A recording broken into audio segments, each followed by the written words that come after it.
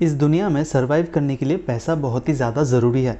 एक सक्सेसफुल इंसान बनने के लिए आपको हेल्थ के साथ फाइनेंस को भी स्ट्रॉन्ग करना चाहिए। लेकिन पैसे कमाना इतना आसान तो नहीं। तो अब सवाल है कि तो फिर कैसे कमाएं? आज इस वीडियो में हम वही जानने की कोशिश करेंगे।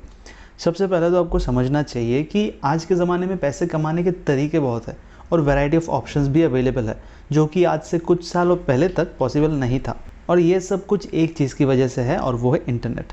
आज सोशल मीडिया के थ्रू कनेक्टिविटी बढ़ गई है और सब कुछ मान लो जैसे वर्चुअल हो गया। इसीलिए अगर आपको कम उम्र में ही इनकम सोर्स जनरेट करना है तो वो आप कर सकते हो। Number 1, add value. ये बात हमेशा याद रखिए कि you get what you give. और दुनिया का सिस्टम यही है कि आपको कोई सर्विस या कुछ वैल्यू के रिटर्न में पैसा दिया जाता है। तो हर एक सिचुएशन में पैसे सिर्फ एक बाई प्रोडक्ट होता है। अगर आप कुछ वैल्यू नहीं प्रोवाइड करेंगे तो आपको कुछ क्यों मिलेगा?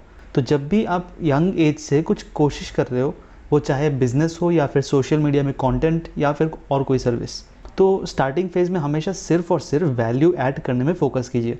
स्टार्टिंग फेज़ से मेरा मतलब एटलीस्ट कुछ महीनों तक सिर्फ इस बात पे फोकस कीजिए कि आप कैसे किसी के डेली लाइफ में पॉजिटिव इम्पैक्ट कर सकते हो। जैसे जैसे आप ये प्रोसेस कंटिन्यू करते जाओगे, आप अपने क्राफ्ट में भी एक्सेल करने लगोगे और देखते देखते आपका एक रिकॉल वैल्यू क्रिएट होगा।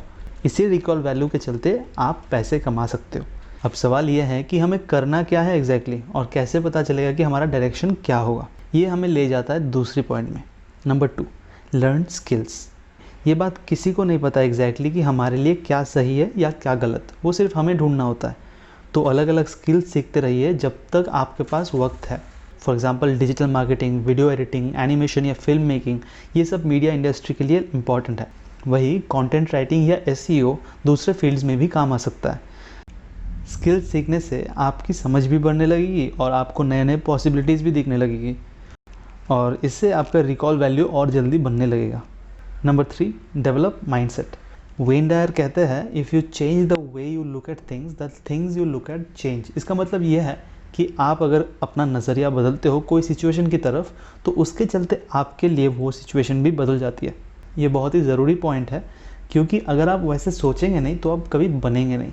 हम एक्सटर्नल फैक्टर्स को प्रायोरिटी ज़्यादा देते हैं, लेकिन सबसे इम्पॉर्टेंट है अपना माइंडसेट को मोल्ड करना, उसको तैयार करना, इंक्रीमेंट ग्रोथ और एक्सपोनेंशियल ग्रोथ के बीच में फ़र्क जानना, लंबे वक्त तक एक काम में बिना रिवॉर्ड का कंटिन्यू करना।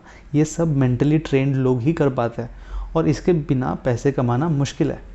Number 4, choose specific people. Success and confidence is contagious. ये वायरस की तरह फैलता है, लेकिन उसके लिए आपको उसके आसपास रहना होगा। ये एक ऐसा वायरस है जो वक्त के साथ साथ आपके माइंडसेट को भी ऑल्टर कर देता है और आपको पता भी नहीं चलता।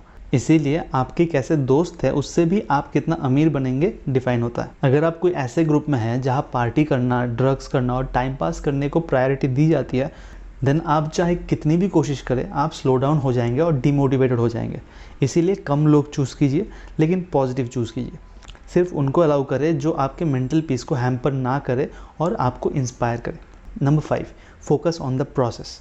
इस पॉइंट में हमने पहले भी एक सीरीज़ बनाई है एटॉमिक हैबिट्स किताब से। अगर आपने वो वीडियो नहीं देखा तो आई बटन पे क्लिक करके देख ले।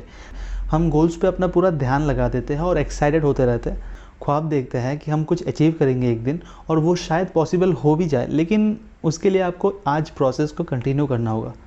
मान लीजिए कि आप कोई 100 मंजिला इमारत को देख के ये सोच रहे कि ये ऊपर से कितना मस्त दिखेगा और वहीं पे खड़े रह गए, तो ये सिर्फ एक सपना ही रह जाएगा। आपको स्टेप्स या लिफ्ट तक पहुंचना होगा और अपने खुद के एफर्ट्स से ऊपर जाना होगा, और ये करेंगे तो ज़रूर पहुंच जाएंगे। तो हमेशा गोल सेट करने के बाद सिर्फ और सिर्फ आज पे ध्यान दें। Number 6, have patience. जैसे कि हमने पिछले वीडियो में वैल्यू ऑफ डिसअपॉइंटमेंट के बारे में जाना था कि कैसे एक्सपोनेंशियल ग्रोथ का एक जे कर्व होता है, उसमें हमने ये देखा था कि एक वक्त तक चीज़ें स्लो डाउन हो जाती है।